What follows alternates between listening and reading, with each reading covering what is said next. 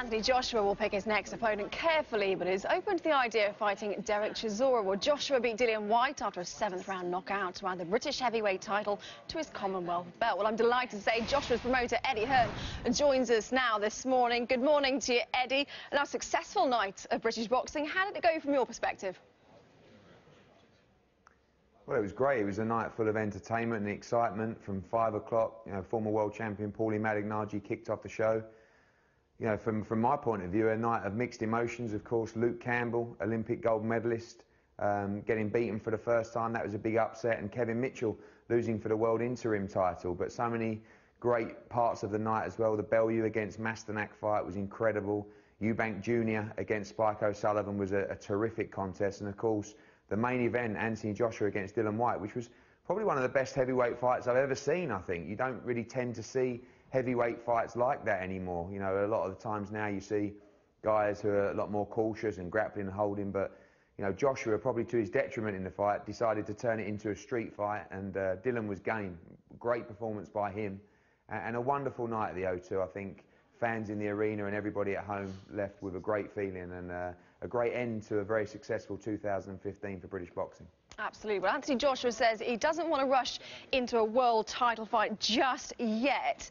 How important is it, though, to get the right opponent for him at this stage in his professional career?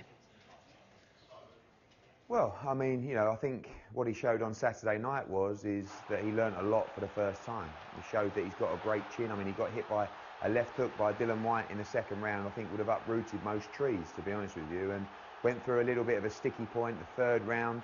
You know, he's trying to get himself back into the fight, did that very well. So he learned more in that fight than he did from his previous 14.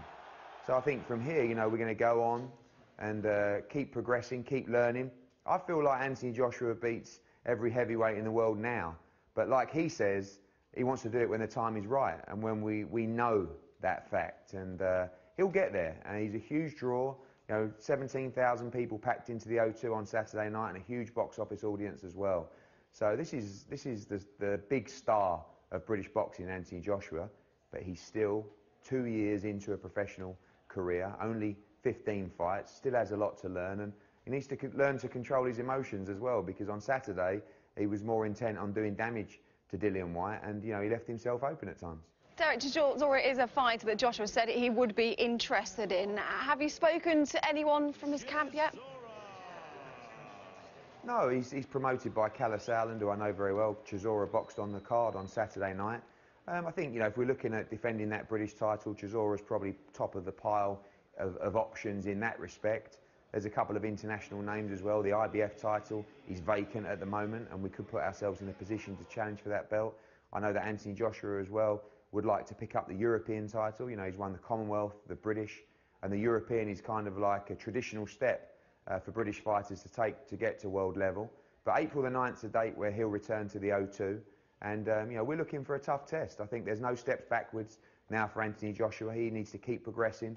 I think you'll see a much better, cleaner version of Joshua next time out. But one thing's for certain with Joshua, whether it's 1 round or 7 rounds that we saw on Saturday, the entertainment factor is always there, and the style in which he fights, you know, to take Dillian out so clinically in the 7th round like he did, shows, you know, every time he gets in the ring, fans are guaranteed value for money and entertainment. And this guy is going to be the top heavyweight in the world.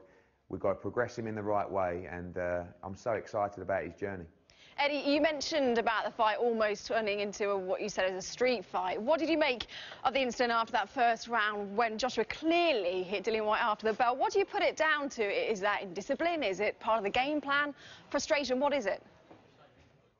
No, it's one of the one of the things that led him into a couple of problems in the second round. Just he fought on emotions.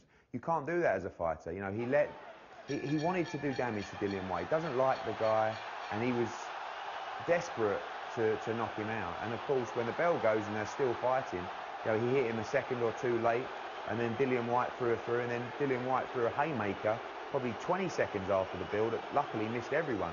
Then I didn't know whether I was watching boxing or the WWE. You know, it was like the Royal Rumble in there after the first round. And the security did a great job. Both training camps and teams got into the ring.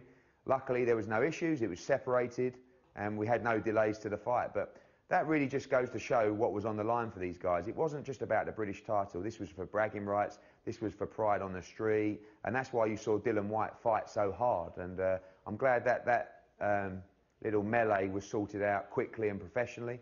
And the guys got back to work. And again, little incidents like that, you know, things that Joshua had to deal with, probably threw him off his pace as well. It was a mad night. And you know, a night fueled by, as the show was called, bad intentions, and that's what it meant to both guys. All right, let's move on to Chris Eubank Jr., who also came through a real scrap with Spike O'Sullivan, didn't he? What's next for him? Do you think he can convince WBA champion Daniel Jacobs to come to the UK?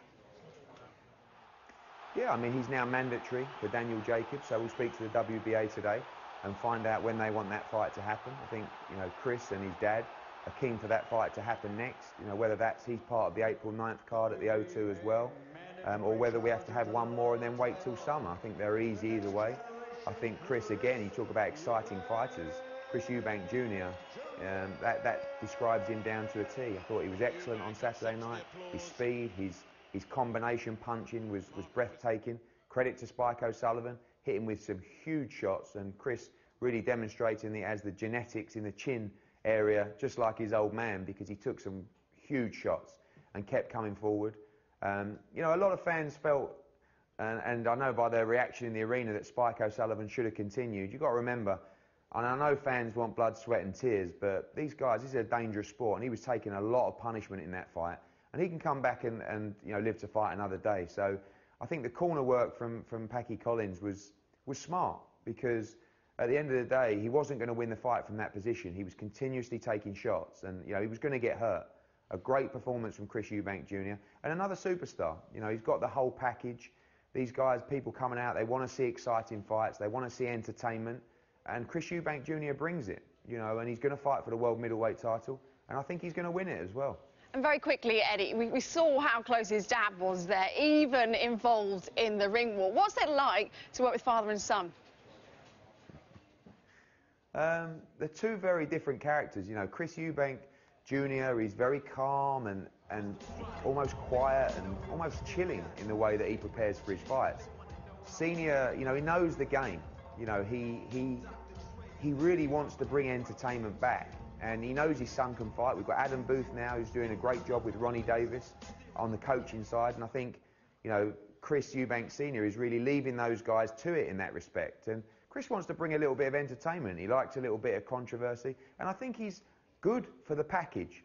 Hugely experienced, a great fighter himself. So I think, you know, from the outside, people can potentially think that, you know, he's in the way or he's too involved. But I can tell you from the inside, you know, he's doing the right thing for Chris Eubank Jr.'s career. He's giving him some great advice, and he's adding to the showbiz element. Love him or hate him, you have an opinion on him, and that's always important. But one thing that impressed me a lot was that the crowd's reactions for Chris Eubank Jr. came into muted cheers and left with a huge round of applause, big reception. I think British fight fans are going to really enjoy the journey of Chris Eubank Jr. on Sky Sports.